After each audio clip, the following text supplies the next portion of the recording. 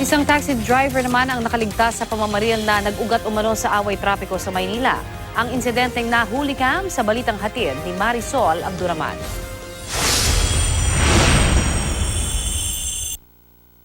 Napatakbo ang lalaki habang nasa barangay 405 sa Maynila. Hinahabol kasi siya nang sakay ng isang tricycle na maya-maya pa ay naglabas ng baril at umasinta sa tumatakbo. Kinilala ang tumatakbo bilang ang taxi driver na si Eugenio Inyosian na nakaligtas. Ang habulan, nagsimula sa hiwalay na barangay at nakita ng tanod nitong nagmamando raw ng trapiko.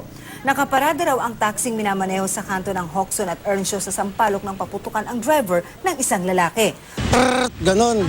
Bago ang pamamaril, nabanggit daw ng taxi driver sa binilhan niya ng kape na meron siyang nakaalitang motorista. Muntik niya na maatrasan.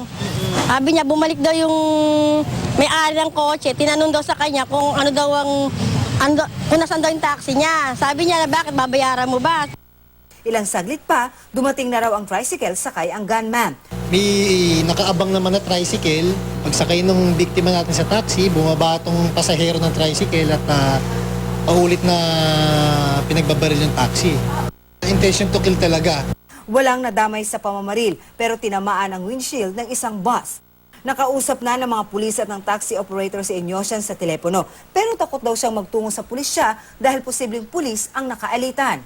Mas maganda kung pupunta dito, mas protektado ka kaysa yung mga kukuha ka niya. Kung sabi mo at least nga, para makita mo yung litrato ng mga pulis dito sa istasyon. Baka lalong delikado yung kalagayan ko. Hindi magiging delikado para nga malaman natin. Mas lalo magiging delikado pag hindi natin na-identify kung sino yung suspect.